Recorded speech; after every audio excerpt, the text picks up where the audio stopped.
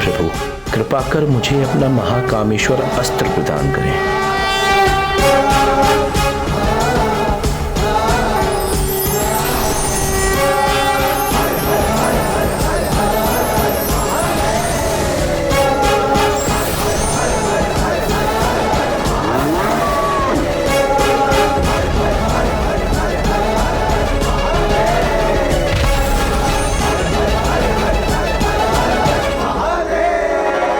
माता, या देवी सर्वभूतेषु लीजिए माता। शक्ति रूपेण संस्थिता नमस्तस्यै नमस्तस्यै नमस्तस्यै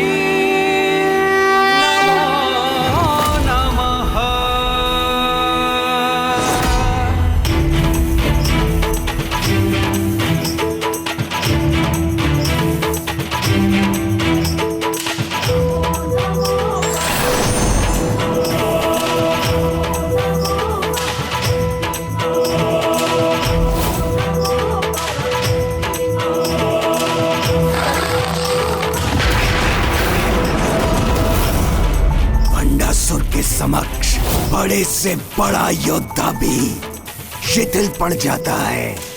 विलंब क्यों? मेरे महाअस्त्र नारायण अस्त्र और रुद्रास्त्र अब तैयार हैं। जब तक तुम अपने इस शस्त्र से लक्ष्य साधोगी, मैं तुम पर प्रहार कर चुकाऊंगा। नहीं भंडासुर, तुम्हारे सभी पापों का दंड तुम्हें इस अस्त्र से ही मिलेगा।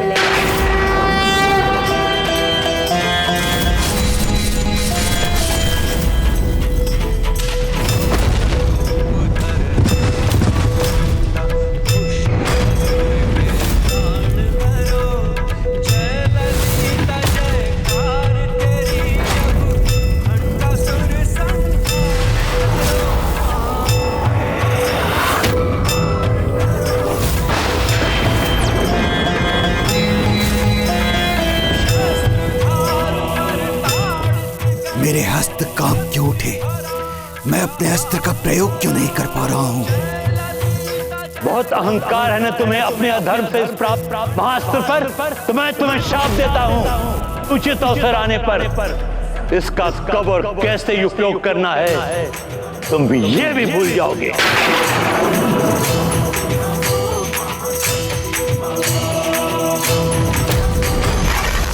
नहीं, किसी भी श्राप का कोई प्रभाव नहीं होगा मुझ पर।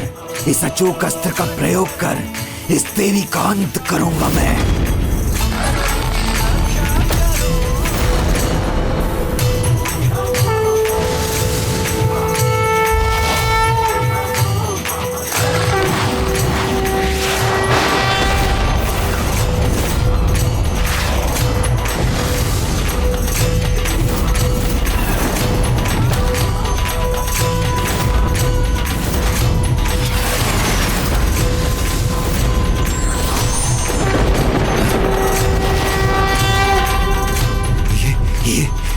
ये कैसे संभव है? मूर्ख भंडासुर, जिन त्रिदेवों की शक्ति का स्रोत स्वयं माता पराशक्ति है, उन्हीं त्रिदेवों की शक्ति का प्रयोग माता पराशक्ति के विरुद्ध करने जा रहा था। स्वयं प्रभु कामेश्वर मेरी ओर क्यों बढ़ रहे हैं?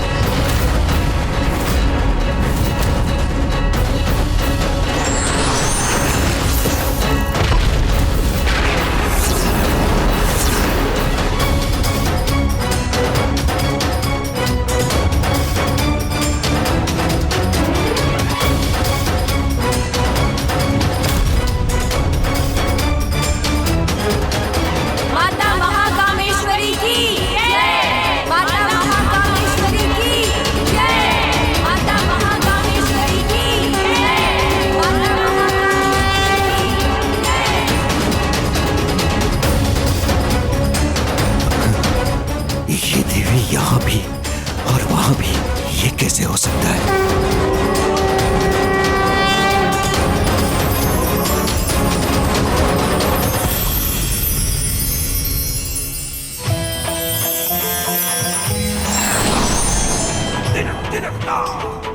रौद्र रूप धर हे चामुंडा, दुष्ट असुर के प्राण हरो।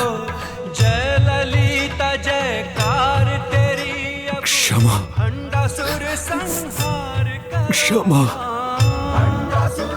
पिताश्री,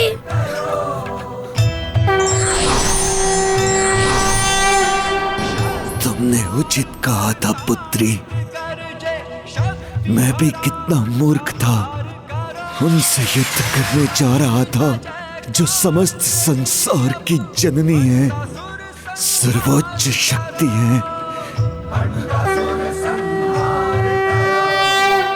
किंतु ये मेरा सौभाग्य भी है कि मुझे परम देवी माता पराशक्ति के हाथों मृत्यु प्राप्त हुई।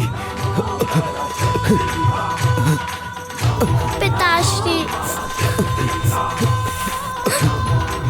जल जल जल जल जल चाहिए मुझे।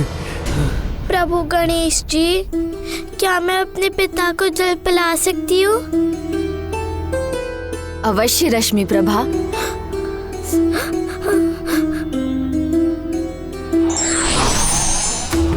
ये लो रश्मि प्रभा। पिताश्री, मैं आ रही हूँ। पिताश्री, मैं आ रही हूँ।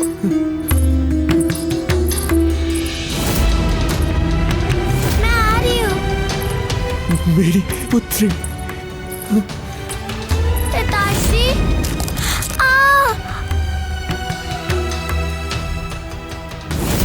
मेरी रश्मि प्रभा। पिताश्री, अभी भी मुझसे स्नेह है, अभी भी मैं कितना भागा हूँ अपनी पुत्री को जी भर के स्नेह भी नहीं कर सका।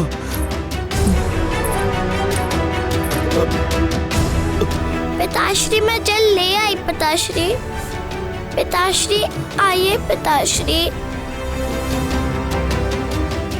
पिताश्री। नहीं पुत्री, क्षमा कर दो पुत्री, मैं तुम्हारा भी दोषी हूँ मेरी पुत्री। तुमने सदा मुझसे निस्वार्थ प्रेम किया, मैं ही उसका आदर ना कर सका। पिताश्री,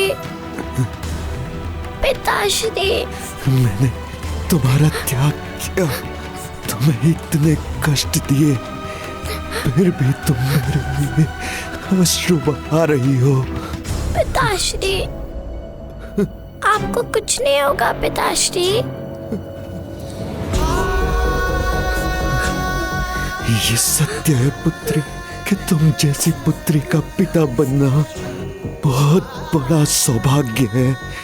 मैंने तो ऐसा अपराध किया है पुत्री कि मैं तो तुमसे क्षमा मांगने के योग्य भी नहीं रहा। जिस जलता है के भाव में मैंने अपना जीवन आधारित किया था, जिसके कारण मैं अपना सब कुछ खो बैठा, कितना अनुचित था। आज मुझे अपने मृत्युशैया पर ज्ञात हुआ है, जीवन में कोई भी उपलब्धि प्रेम से बढ़कर नहीं, ये अब समझाऊं मैं। नहीं पिताश्री, आप कुछ मत कहिए। लीजिए, जल पीजिए पिताश्री।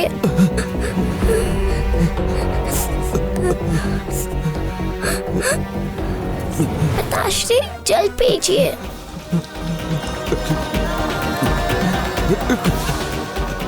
पिताश्री,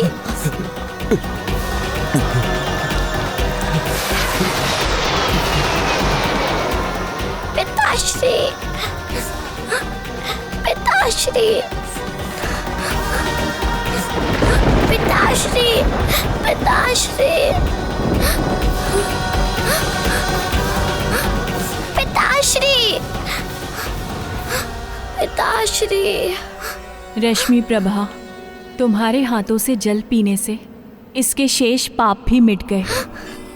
पिताश्री, तुम्हारे प्रेम ने ही इस पापी को पवित्रता प्रदान कर दी पुत्री। प्रेम हो तो कोई भी नकारात्मक भाव मिट जाता है। पिताश्री। और अपने वचन के अनुसार मैं तुम्हारे पिता को मुक्ति प्रदान करती हूँ।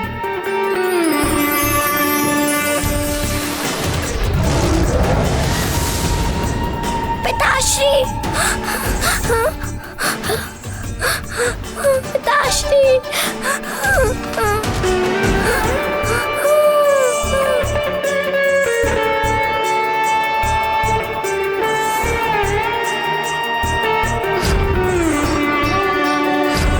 पिताश्री, आपकी पुत्री आपके बिना अकेली हो गई।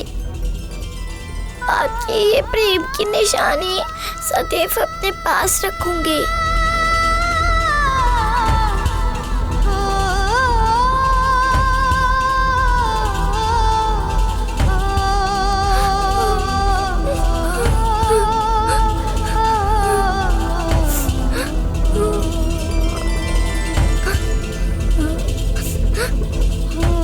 तुम चिंता मत करो रश्मि प्रभा, तुम अकेली नहीं, हम हैं तुम्हारे साथ।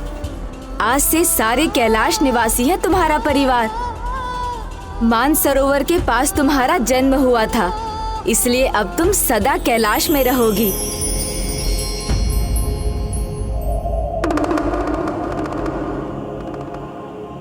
भंडासुर के अंत के साथ उसका भस्म में परिवर्तित होना संसार को ये शिक्षा देता है कि अनुचित अधर्म के मार्ग पर चलने का, चलता है का भाव को जीवन का मूल मंत्र बनाने का, कुछ पाने के लिए अधर्म, अन्याय और पाप की पराकाष्ठा पर जाने का यही परिणाम होता है। क्योंकि जीवन का अंतिम सत्य तो ये भस्म ही है। अन्य सभी कामना, अहंकार, ईर्ष्या, धन आदि नश्वर है, शरीर भी नश्वर है, बस आत्मा और कर्म ही नाश के परे है। भंडासुर की नहीं है ये भस्म, ये मेरे स्वामी की है, ये मेरे स्वामी की है। ये तो प्रभु कामदेव की अर्धांगिनी देवी रति है।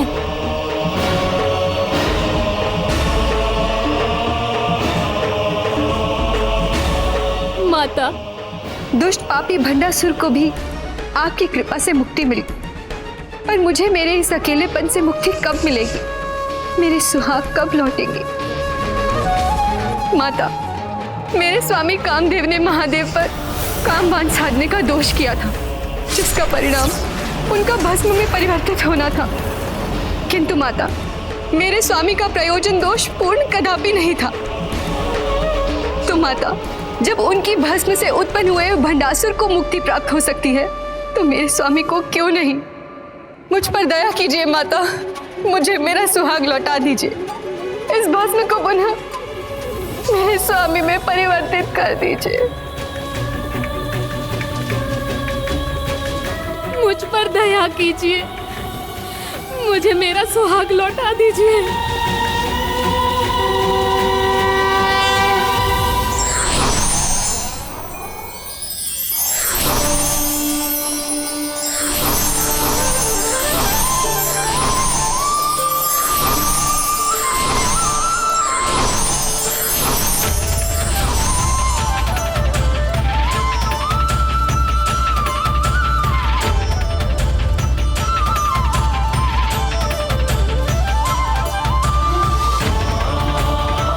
तुमने उचित कहा देवी रति। कामना को सार्थक रूप से जागृत करने वाले कामदेव का इस संसार में होना अति आवश्यक है, क्योंकि उन्हीं के द्वारा उत्पन्न कामना से इस संसार का चक्र और सृष्टि आगे बढ़ती है।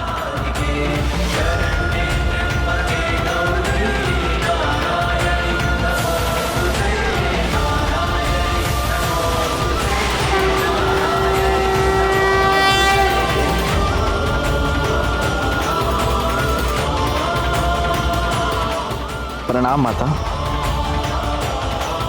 स्वामी, स्वामी, कामदेव अपना मूल शरीर तो नहीं पा सकते, किंतु वो अब अपने इस पारदर्शी शरीर में सदा आपके साथ रहेंगे। धन्यवाद माता। पुत्र कामदेव, आज से तुम निर्भयता से इस संसार में विचरण करोगे और किसी को भी एक ही क्षण में मोहित करने की शक्ति और अश्कुक अर्थात शीघ्र गमन करने की शक्ति भी प्राप्त करोगे। और बिना शरीर के होने के कारण तुम अनंग नाम से भी जाने जाओगे। तुम्हारे ही प्रभाव से नर नारी में संबंध स्थापित होंगे, जिसके उपरांत वो एक दूसरे को अपना अर्थ भाग मानेंगे। जो आज्ञा माता।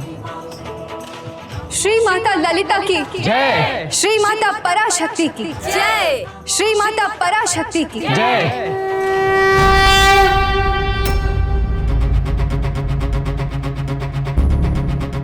क्या हुआ पुत्र गणेश? अब क्या चिंता सता रही है तुम? माता, भंडासुर का तो वध हो गया, किंतु संसार से चलता है का भाव कहाँ मिटा? मद, मात्सर्य, काम, क्रोध, लोभ, मोह, ये तो अभी भी संसार में व्याप्त है। तुमने सर्वथा उचित कहा पुत्र गणेश। कलयुग में चलता है का भाव का विस्तार अपने चरम पर हो और सभी विकार भी सभी सीमाओं के परे चले जाएंगे पुत्र।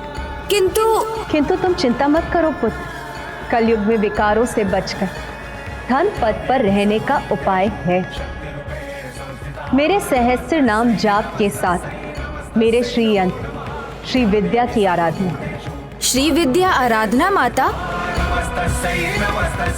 श्री विद्या अर्थात संसार की समस्त भौतिक और आध्यात्मिक वस्तु को प्राप्त करने की एवं समस्त इच्छाओं को पूर्ण करने की विद्या, जो मैं सर्वप्रथम नंदी जी को प्रदान कर रही हूँ।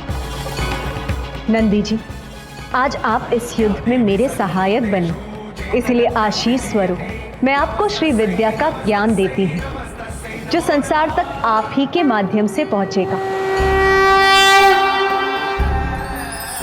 जो आज्ञा माता।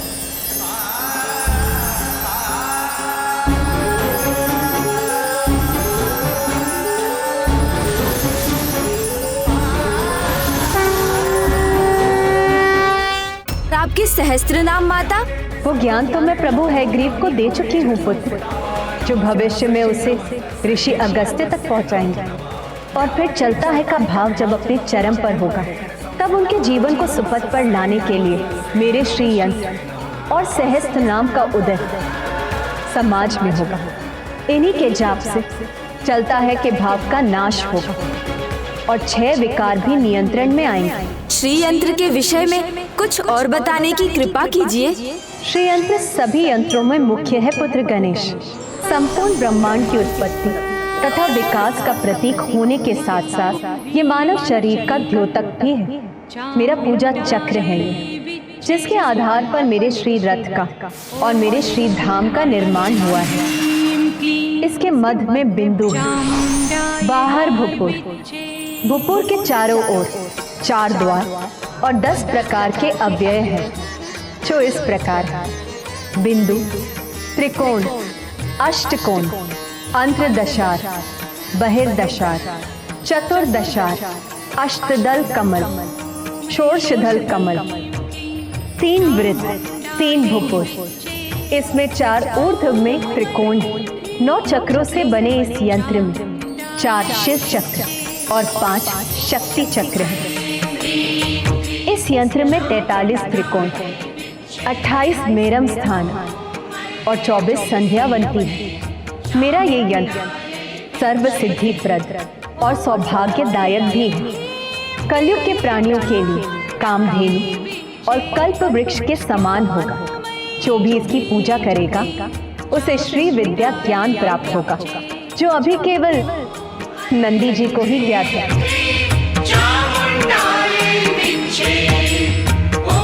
ये श्री चक्र ही मेरा आराधना स्थल भी है, मेरा निवास स्थल भी और मेरा रथ भी।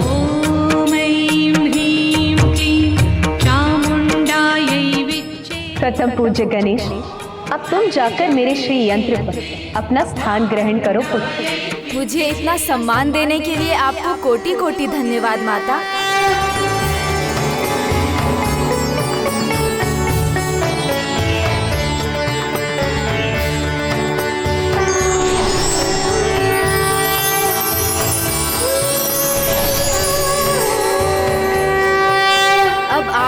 अपने श्री रथ पर आने की कृपा कीजिए माता।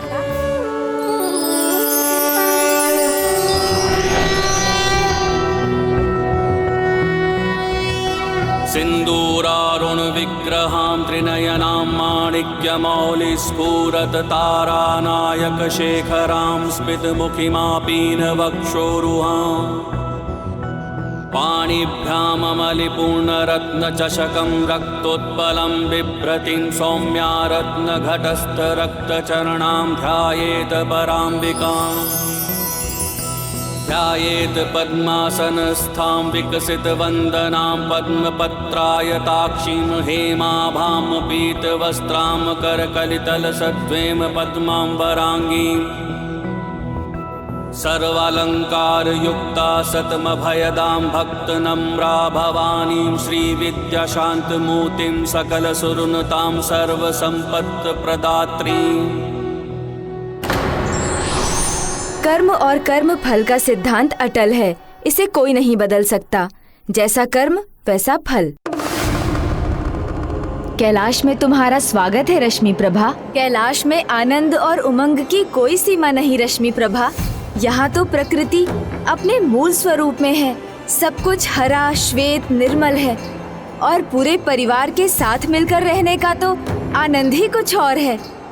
और तुम्हें तो दो दो भ्राताओं, मेरा और कार्तिकेय भैया का स्नेह मिलेगा यहाँ।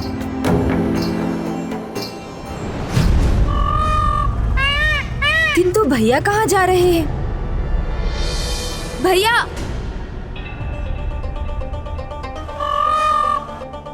हाँ बोलो गणेश। भैया क्षमा कीजिए कि मैं आपको टोक रहा हूँ, किंतु इतनी शीघ्रता में आप कहाँ जा रहे हैं? गणेश, भंडासुर के अंत के बाद सभी असुर स्वयं को सम्राट घोषित कर मनमानी कर रहे हैं। दक्षिण में उनका आतंक बहुत बढ़ गया है। मुझे वहां जाकर स्थिति को नियंत्रण में लाने के लिए वहीं रहना होगा। वहाँ रहना होगा? क्या ये पिताश्री का आदेश है? गणेश, पिताजी एक अत्यंत महत्वपूर्ण कार्य में व्यस्त है, किंतु उन्होंने ही सिखाया है हमें सदैव अपने कर्तव्यों का निर्वाह करना चाहिए। और मेरी कर्तव्य भूमि है दक्षिण। मुझे जाना ही होगा गणेश। मेरा कर्तव्य मुझे दक्षिण बुला रहा है।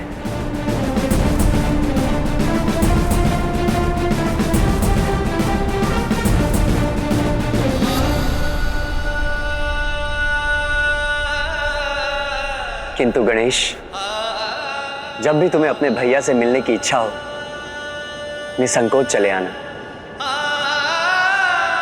चलता हूं गणेश।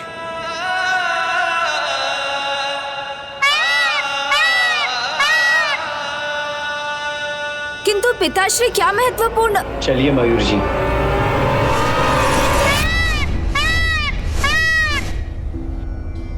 गणेश जी, आपने तो कहा था 2 भ्राताओं का स्नेह मिलेगा, पर कार्तिकेय भैया तो चले गए।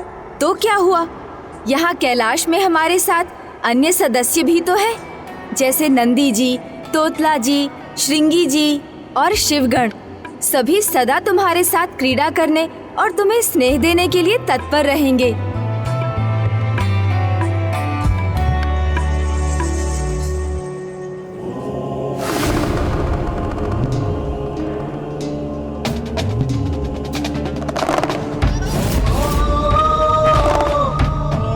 पिताश्री प्रभु महादेव काले वस्त्रों में?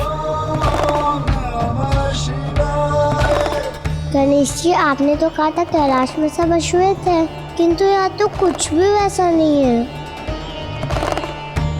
वही तो मैं भी समझने का प्रयास कर रहा हूँ रश्मि प्रभा कि यहाँ क्या हो रहा है।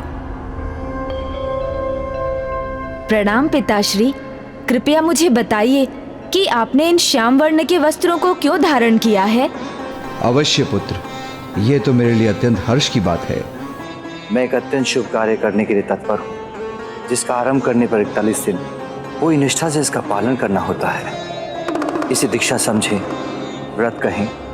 अब ये 41 दिन निरंतर चलती रहेगी। ये आयोजन अत्यंत महत्वपूर्ण है। अब जिसमें 41 दिन इस माला को धारण करना होगा, क्योंकि ये माला सभी नियमों का स्मरण कराती है। पिताश्री, हमें इसके नियम विस्तार से बताने की कृपा करें। इस व्रत की अवधि में प्राणी को पूर्ण ब्रह्मचारी होकर पूजा करनी होती है। भोर में उठने के बाद और रात्रि में निद्रा से पहले शीतल जल से स्नान करना होता है। स्नान आदि कर पूजा के उपरांत ही आप भोजन कर सकते हैं, जो सात्विक हो, जो स्वयं अपने हाथों से बनाया गया हो। इसलिए आज से देवी पार्वती अन्यथा कोई भी 41 दिनों तक मेरा भोजन तैयार नहीं करेगी। इन 41 दिनों में सुगंधित द्रव्य आदि का प्रयोग, कोई भी हिंसा, किसी की भी निंदा अथवा मनोरंजन के कार्यों का भी निषेध करना होगा। बस भक्ति के सागर में ही रमना होता है। इस समय काले वस्त्र धारण करना और बिना पादुकाओं के रहना होता है। हर प्रकार के व्यसन अथवा मादक पदार्थों से दूर रहना होता है और किसी भी मूल्य पर स्वयं को तन और मन दोनों से पवित्र रखना होता है। कहीं भी यात्रा से लौटने पर पांव धोकर ही निवास में प्रवेश करना होता है। इस प्रकार सरल और पावन जीवन का निर्वाह करते हुए धरती पर शैया बिछाकर निद्रा करनी होती है और सदैव मस्तक पर चंदन का लेप और कुमकुम लगाना होता है। इस माला को धारण कर ये व्रत कोई भी कर सकता है। इन नियमों का पालन कर 41 दिन के उपरांत मैं सबरीमाला मंदिर की तीर्थ यात्रा पर जाऊंगा। सबरीमाला? और 41वें दिन यात्रा की समाप्ति पर प्रभु दर्शन के साथ ये व्रत संपन्न होता है। उसके उपरांत सभी भक्त अपनी माला का त्याग कर सकते हैं।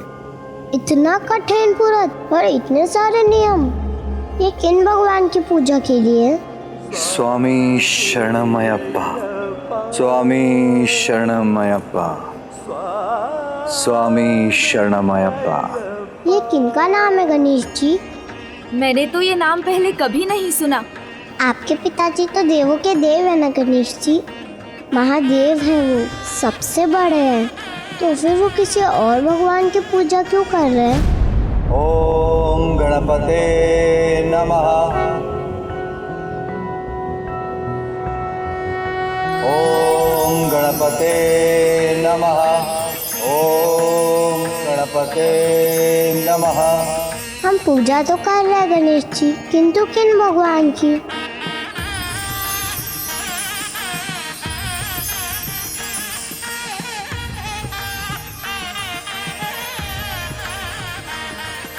अय्यप्पा अय्यप्पा अय्यप्पा अय्यप्पा स्वामी अय्यप्पा अय्यप्पा अय्यप्पा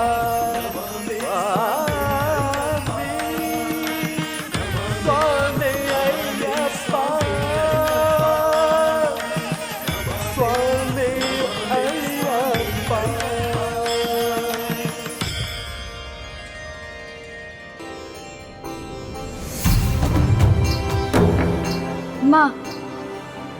माँ को अवश्य ज्ञात होगा, आओ उनसे ही पूछते हैं।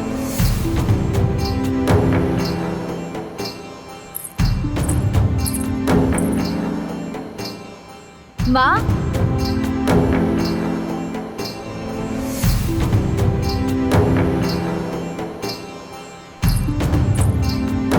प्रणाम माँ।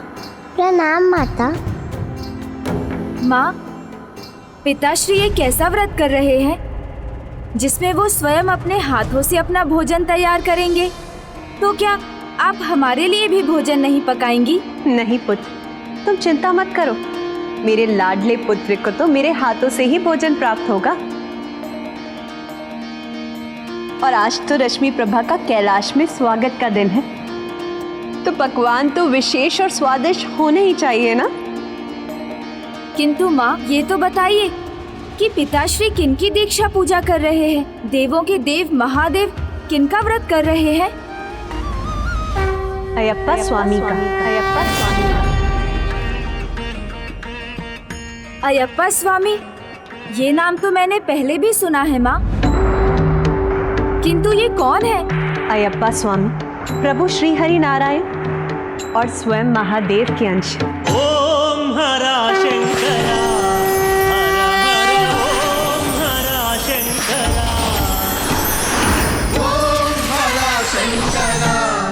हर हर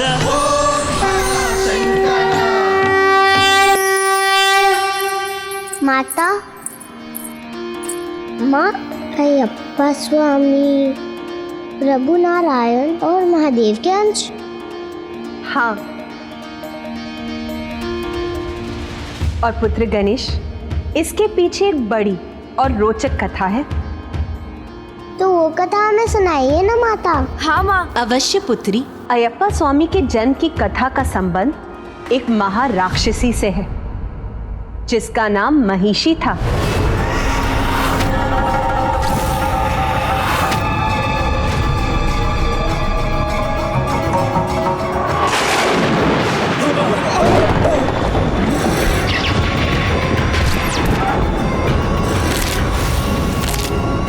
महिषी महिषासुर की बहन थी। वही महिषासुर जिसका वध मैंने महिषासुर मर्दिनी के रूप में किया था।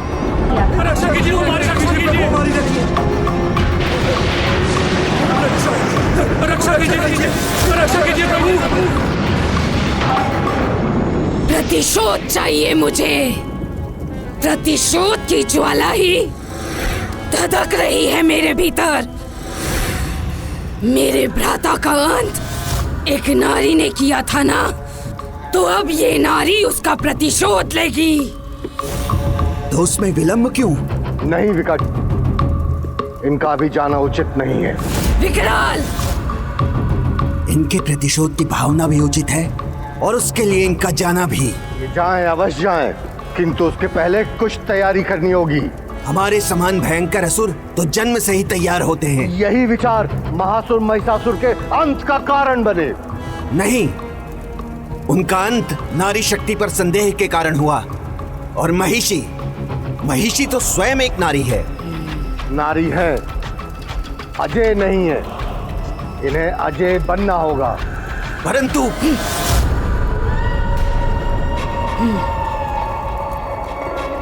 और ब्रह्मदेव के वरदान से ही संभव है, जो आपको अजर अमर बना देगा। और फिर देवताओं के इसी वरदान को उनसे प्रतिशोध लेने का साधन बनाएंगे हम, और यही होगा हमारा वास्तविक प्रतिशोध। तो पहले वरदान, फिर प्रतिशोध।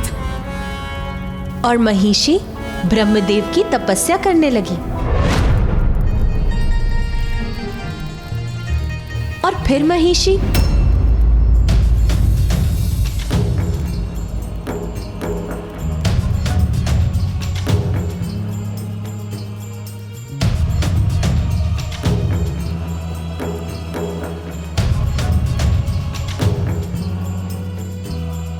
फिर महिषी ने क्या किया? हाँ बताइए ना माँ, उसके बाद क्या हुआ? महिषी के तप का प्रभाव अब बढ़ने लगा था। देवर्षि नारद को इसका आभास हो गया और फिर उन्हें देवराज इंद्र को सचेत कर दिया।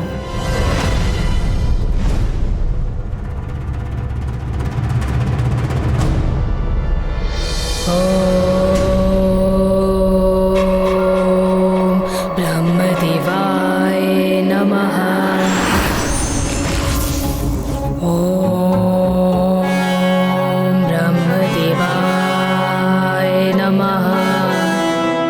अपनी वायु प्रवाह से अभी इसके तप को भंग कर दूंगा मैं। ब्रह्मदेवाय नमः।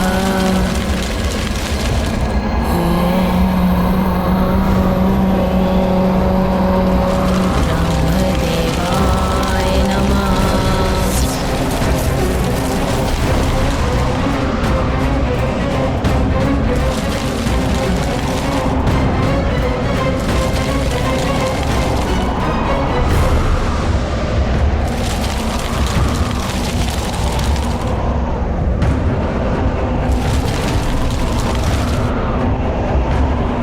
इसके तप की ऊर्जा से इसके बढ़ते हुए भार को संभालना कठिन हो रहा है।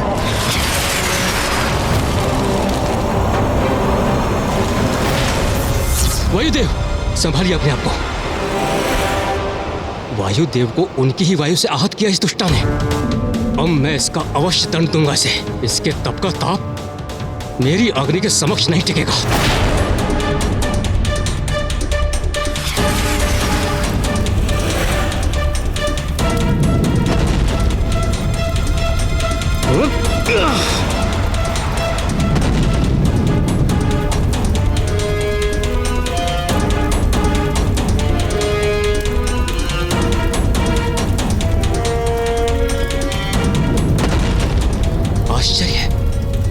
इस पर तो मेरी अग्नि का प्रभाव ही नहीं हो रहा है।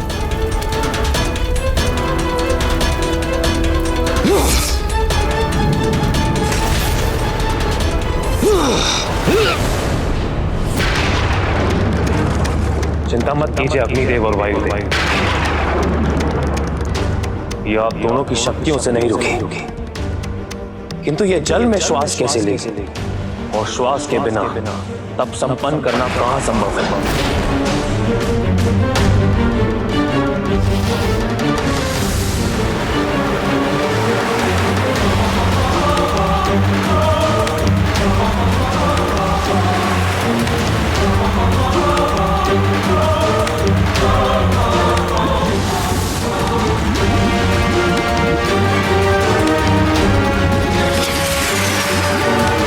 जल से भी सुरक्षित हो रही है प्रतिष्ठा, किंतु मैं रुकूंगा नहीं।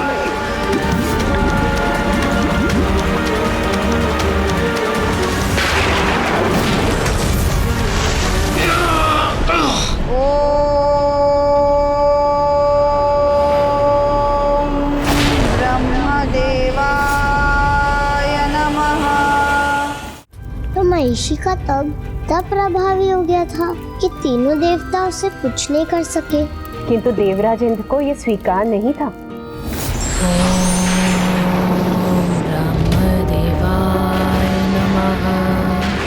इसने तो अपनी तपो शक्ति से वायुदेव का होने की वायु से और अग्निदेव का होने की अग्नि से पीछे कर वरुण देव का होने के जल से भिगो दिया। अब मुझे ही कुछ करना होगा।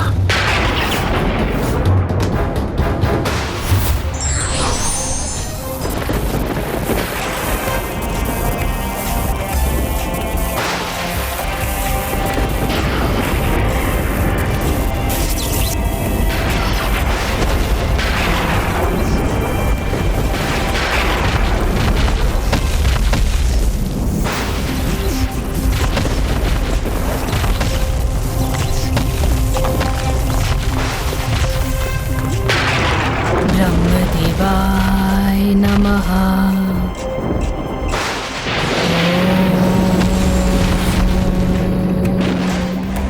अब कोई स्वर सुनाई नहीं दे रहा, हमारा कार्य संपन्न हो।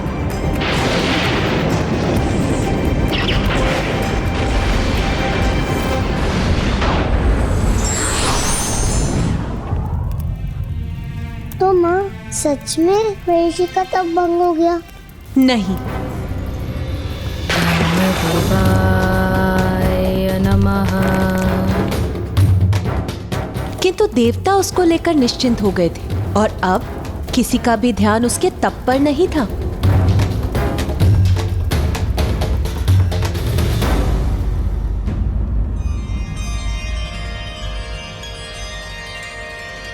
स्वामी अय्यप्पा, स्वामी अय्यप्पा।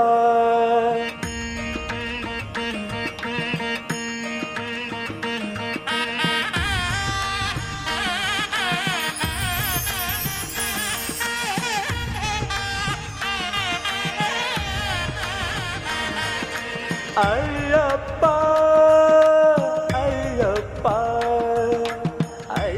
फिर क्या हुआ?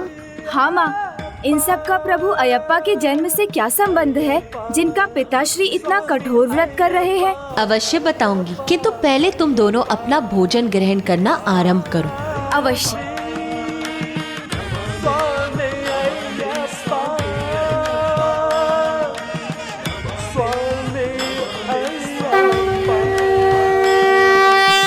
वहाँ एक ओर महिषी का घोर तप चल रहा था और वहीं दूसरी ओर पृथ्वी पर पांडुलम राज्य के राजा राजशेखर और उनकी पत्नी, वो दोनों अपने आराध्य महादेव एवं श्री हरि की पूजा में लीन थे। वो इन दोनों देवों के इतने बड़े भक्त थे कि उनकी पूजा सदैव साथ ही करते थे। ओम शंकराय नमः। ओम महादेवाय नमः। ओम नारायणाय नमः। ओम महादेवाय नमः। ओम नारायणाय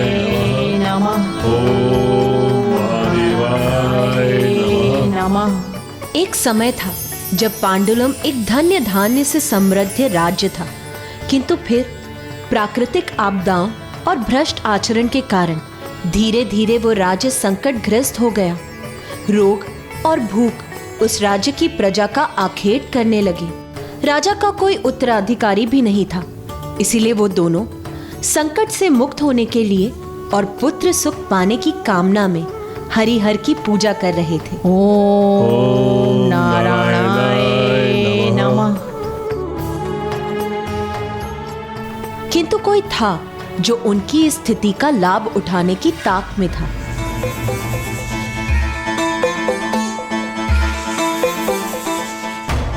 शीघ्र अतिशीघ्र बिना वंशज के इस राजा की मृत्यु होगी। इसका राज्य और सिंहासन दोनों मेरे होंगे, मेरे।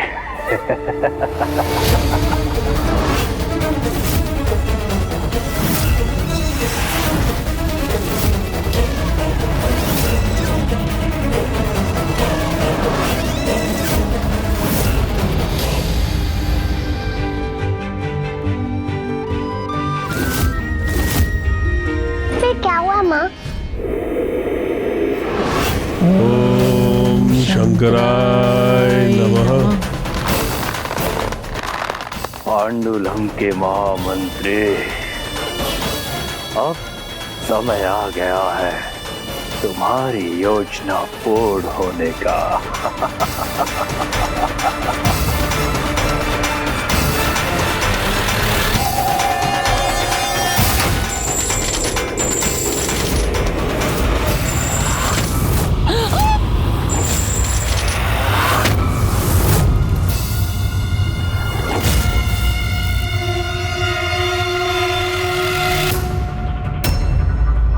प्रतिशोध वो अग्नि है जिसे व्यक्ति अपने भीतर अपने शत्रु का नाश करने के लिए उत्पन्न करता है, किंतु स्वयं उसमें भस्म हो जाता है।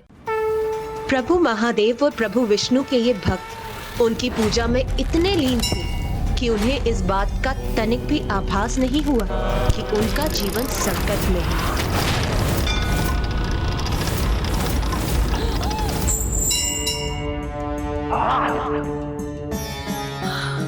ये कैसा अशुभ संकेत है स्वामी? अभी ये गिर जाता तो कितना बड़ा अनर्थ हो जाता हमारा। नहीं प्रिय, ना तो ये गिरा है और ना ही कोई अनर्थ हुआ है। ये कोई अपशकुन नहीं है प्रिय, ये शुभ संकेत है, जिसका अर्थ है कि हमारे और हमारे राज्य पर जितने संकट आने थे वो आ चुके। अब हरिहरा स्वयं हमारी रक्षा करेंगे।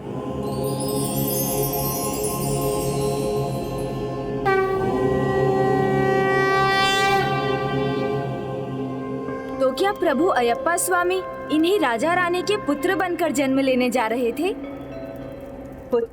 प्रभु अयप्पा स्वामी के जन्म में अभी समय था, किंतु उनके जन्म का आधार अभी उत्पन्न होने जा रहा था।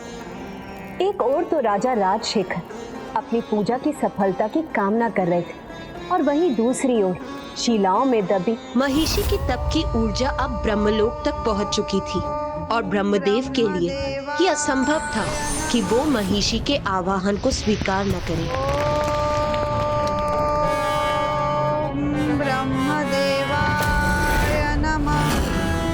उठो महिषी, मैं तुम्हारे तप से प्रसन्न हुआ।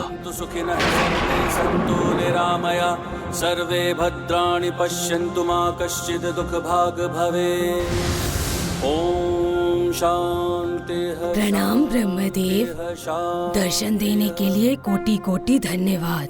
कहो, मुझसे क्या वरदान चाहती हो? मैं अमर होना चाहती हूँ। जन्म और मृत्यु के नियम को मैं तो क्या, कोई और भी भंग नहीं कर सकता। तुम्हें कोई और वरदान चाहिए तो कहो। उचित है, किंतु इस बार मुझे आपको वो वरदान प्रदान करना ही होगा। मैं अमृतत्व का वरदान तुम्हें नहीं दे सकता। इसके सिवाय तुम्हें और कुछ चाहिए तो कहो, मैं अवश्य दूंगा। तो मुझे वरदान दीजिए कि मेरी मृत्यु महादेव और नारायण के संयोग से उत्पन्न संतान के हाथों से ही संभव हो। तो मुझे वरदान दीजिए। कि मेरी मृत्यु महादेव और नारायण के संयोग से उत्पन्न संतान के हाथों से ही संभव हो। महादेव और नारायण के संयोग से उत्पन्न संतान के हाथों से ही संभव हो। तथास्तु, तथास्तु, तथास्तु।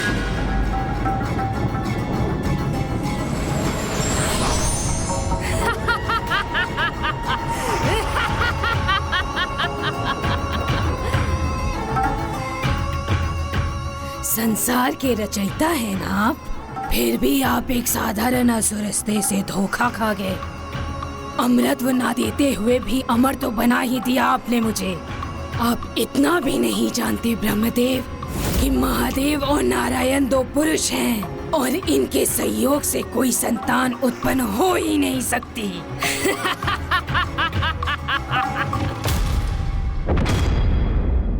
महिषी को यह ज्ञात भी नहीं था, पर जो कार्य उसे असंभव लग रहा था उसका बीजारोपण हो चुका था।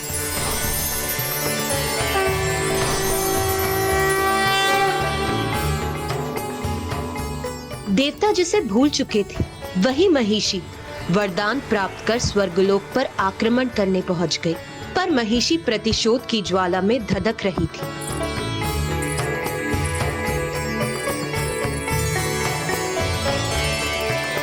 संकट से मुक्ति तो सिर्फ प्रभु अयप्पा ही प्रदान कर सकते थे, पर वो संतान रूप में जिन्हें प्राप्त होने वाले थे उन पर भी एक संकट की छाया थी, जिसका उन्हें आभास भी नहीं था कि उनका दुष्ट महामंत्री एक और षड्यंत्र रचने जा रहा था। ओम वासुदेवाय नमः। ओम माधवाय नमः। ओम शंकराय नमः।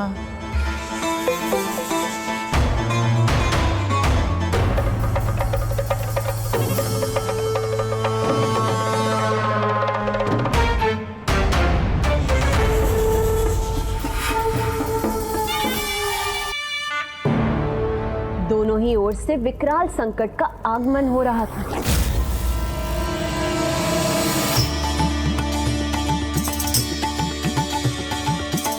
अद्भुत।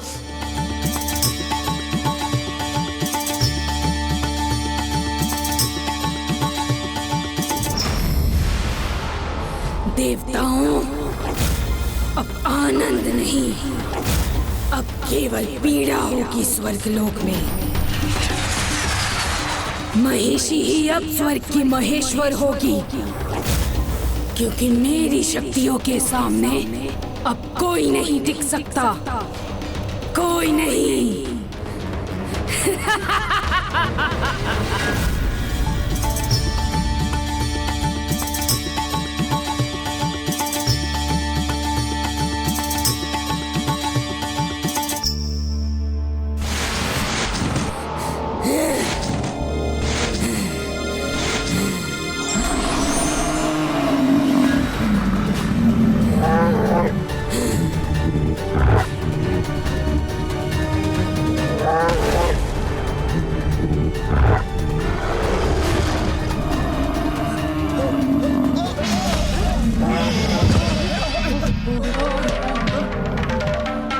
किसने मेरे सिंहासन को हिलाने का दुस्साहस किया है? महर्षि, ये दुष्टा बच कैसे गई?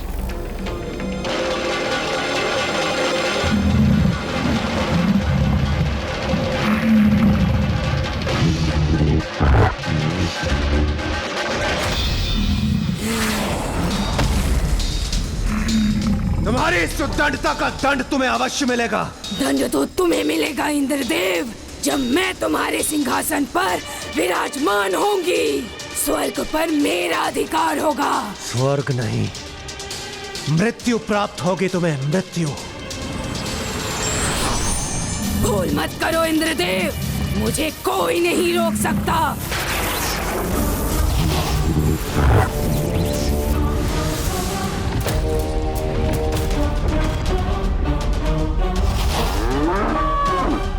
आक्रमण!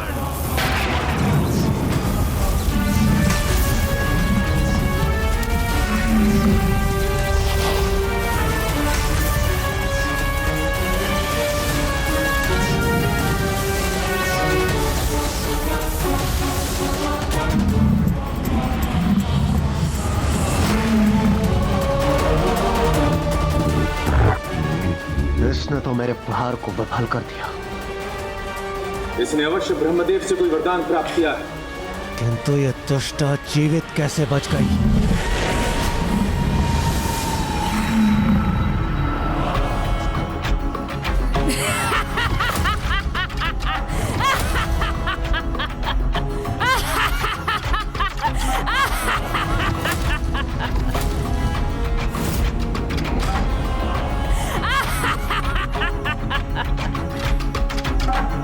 ये अनुचित प्रश्न है तुम्हारा इंद्रदेव। उचित प्रश्न ये है कि अब तुम सब कैसे बचोगे?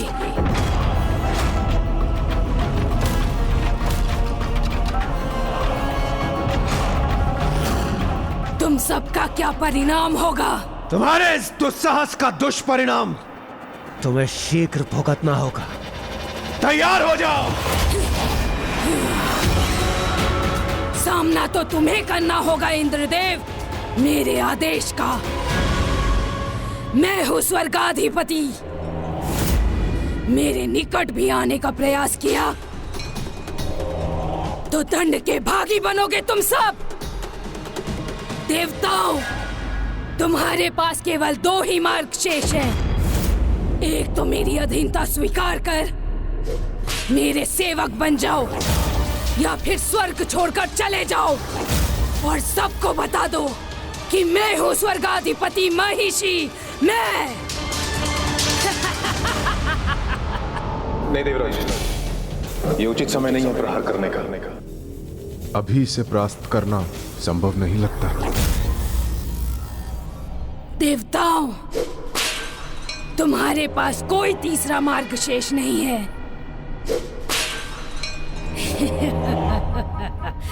और इस तरह इंद्रदेव का सिंहासन उनसे छिन गया। किंतु राजशेखर, उनका क्या हुआ? उन पर भी तो संकट था ना? हाँ माँ, उन पर भी तो सर्पों का संकट था। हाँ, और वो संकट अभी टला नहीं था। ओम माधवाय नमः। ओम जंगभूषणाय नमः। ओम जंगभूषणाय नमः।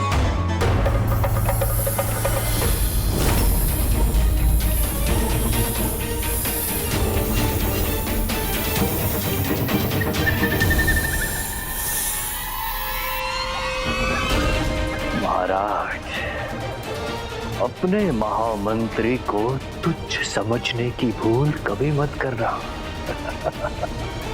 मैंने तो आप दोनों को आप ही के भगवान के निकट भेजने का उपाय किया है।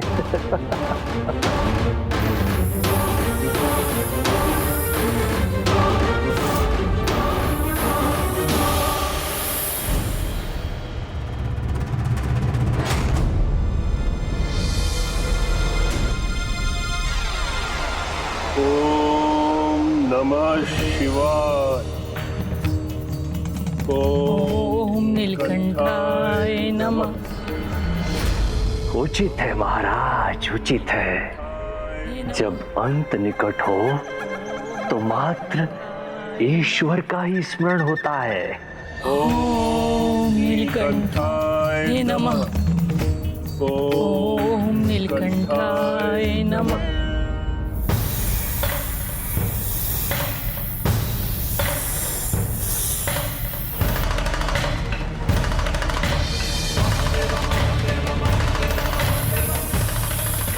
ये क्या, इस सर्प ने डसा नहीं?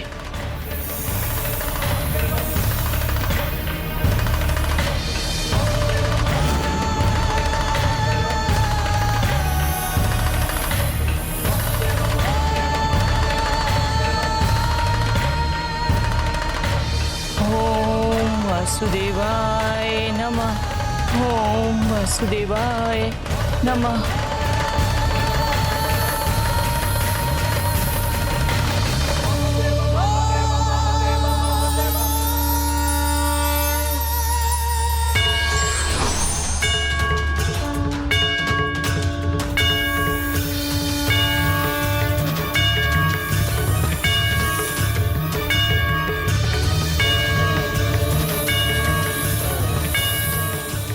सर्प ने अपनी दिशा क्यों उलट दी?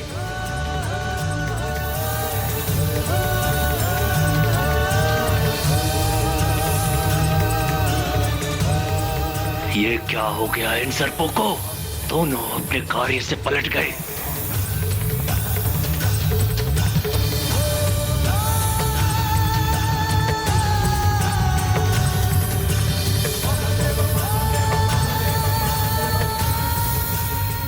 हे प्रभु, आपकी इस कृपा के लिए अनेकों धन्यवाद।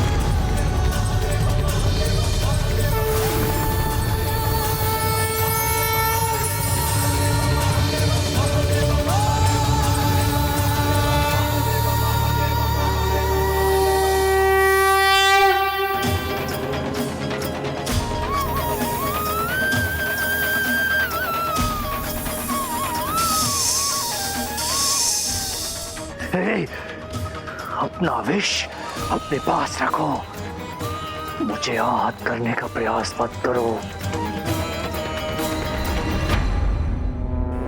ओह, तो ये राजा यहाँ मंदिर में अपने प्रभु हरिहरा से सुरक्षित है। इसे यहाँ मारना संभव नहीं होगा, परंतु कभी तो बाहर आएगा, तब मैं इसे नहीं छोड़ूंगा।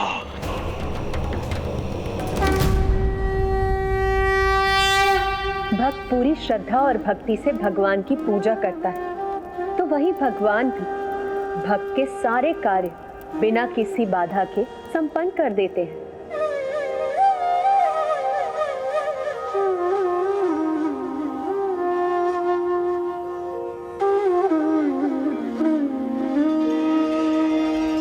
देखिए ना माँ, प्रभु ऐप पर जन्म लेने से पहले ही भक्ति का सागर बहा रहे हैं। अभी महादेव उनकी भक्ति में पूर्ण रूप से लीन है। किंतु माता, जब महिषी ने स्वर्ग पर अधिकार स्थापित कर लिया तो देवताओं ने क्या किया? वो कहाँ गए? प्रभु ब्रह्मदेव के पास ब्रह्मलोक।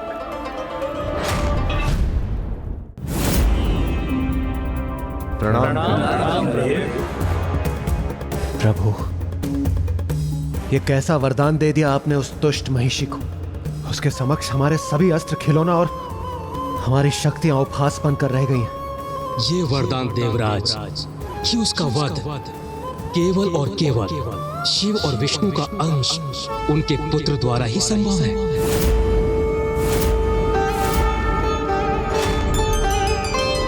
क्षमा कीजिए प्रभु, किंतु आपके दिए गए वरदान से महिषी का वध असंभव हो जाएगा, क्योंकि महादेव और नारायण दोनों ही पुरुष हैं। तो फिर उनसे संतान कैसे उत्पन्न होगी? ना महादेव और नारायण का पुत्र होगा, ना ही महिषी का अंत। इस प्रकार तो वह असुरी सदैव के लिए अमर हो जाएगी। स्वर्ग पर उसी की सत्ता होगी और उसे वहां से कोई नहीं हटा पाएगा। आपका वरदान हमारे लिए अभिशाप बन रहा है। इस महासंकट से हमें उबारिए प्रभु, कोई मार्ग दर्शाइए प्रभु।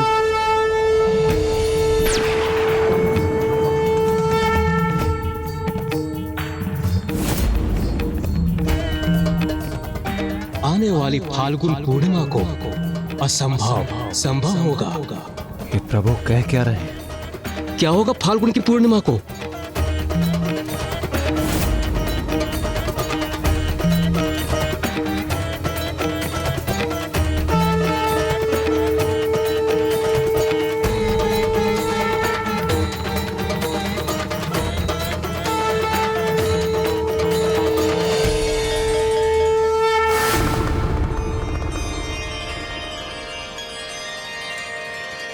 स्वामी अय्यप्पा, स्वामी अय्यप्पा।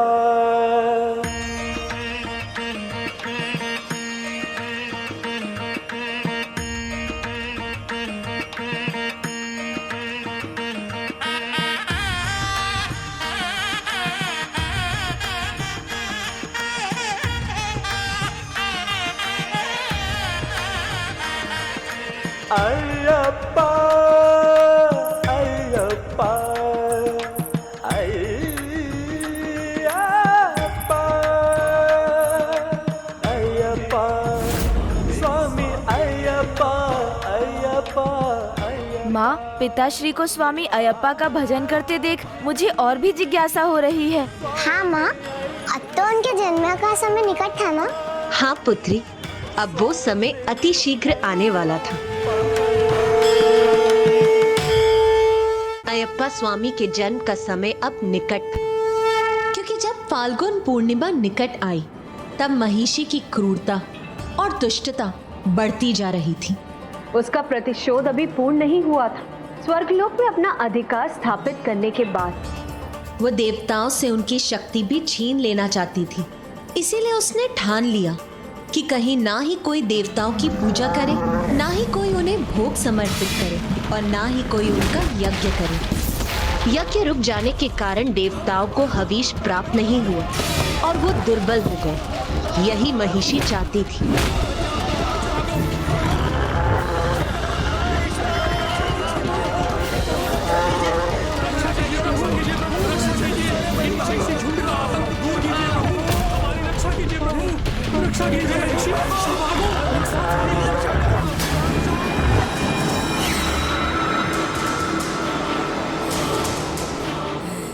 ना अब कोई पूजा होगी ना यज्ञ।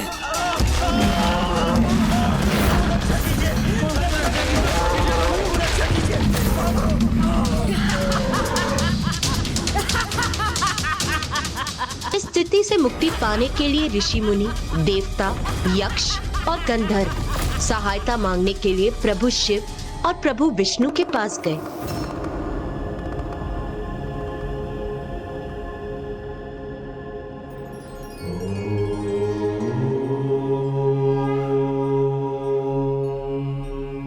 और उसी समय वैकुंठ भी देवताओं, यक्षों और गंधर्वों से भर गया, जिन्हें महर्षि ने उनके लोकों से बाहर निकाल फेंका था।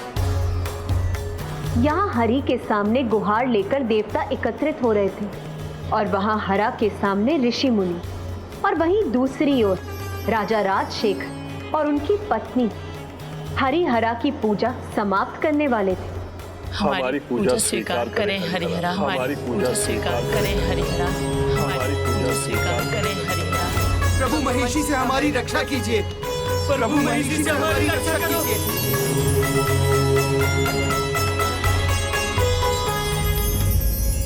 हम पर कृपा करें प्रभु, हमें आशीर्वाद दे प्रभु, हमें संतान सुख प्रदान करें प्रभु।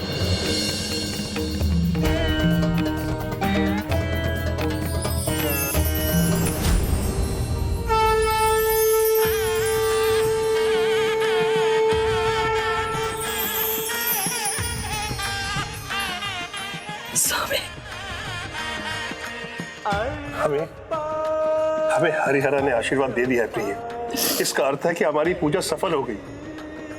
हमें शीघ्र ही संतान सुख प्राप्त हुआ, राज्य में समृद्धि लौटेगी। स्वामी अयप्पा अयप्पा अयप्पा, स्वामी अयप्पा,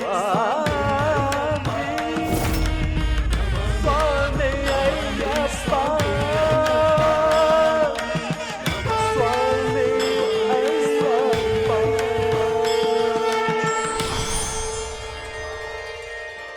ईश्वर के प्रति सच्ची श्रद्धा और भक्ति किसी भी विषम परिस्थिति में कवच की तरह हमारी रक्षा करती है।